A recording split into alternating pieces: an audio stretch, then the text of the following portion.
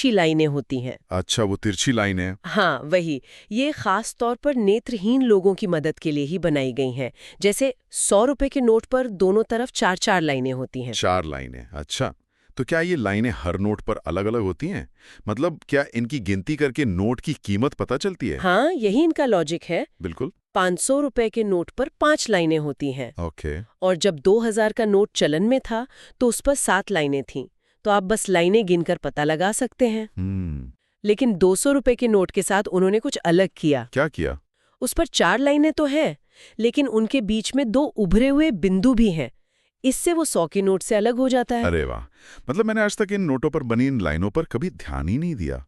ये तो सबके लिए हैं, पर असल में बनाए किसी और मकसद से गए हैं। कमाल है। हाँ, लेकिन ये सिर्फ लाइनें ही तो नहीं हैं, मैंने कुछ उभरी हुई आकृतियों के बारे में भी पढ़ा है।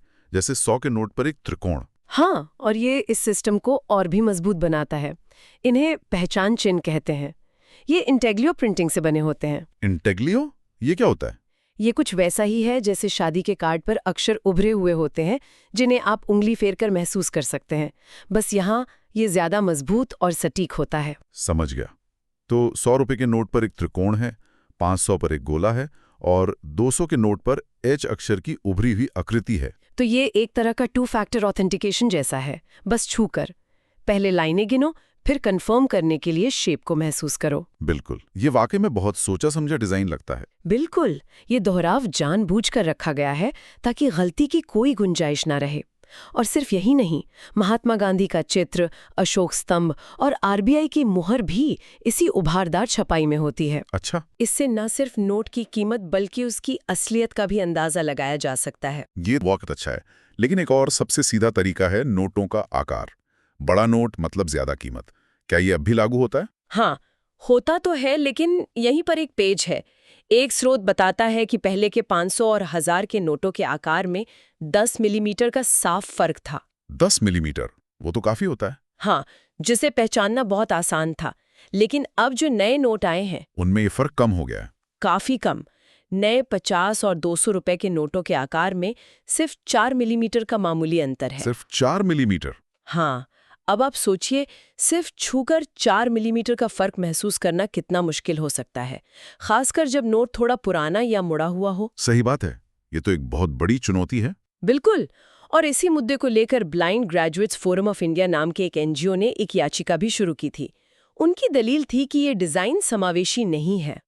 और एक और चौंकाने वाली बात जो स्रोतों से पता चलती है वो ये कि इन नए 50 और 200 रुपए के नोटों पर ब्लीड लाइंस हैं ही नहीं। क्या मतलब जो सिस्टम बड़ी कीमत के नोटों के लिए बनाया गया वो छोटे नोटों से हटा दिया गया?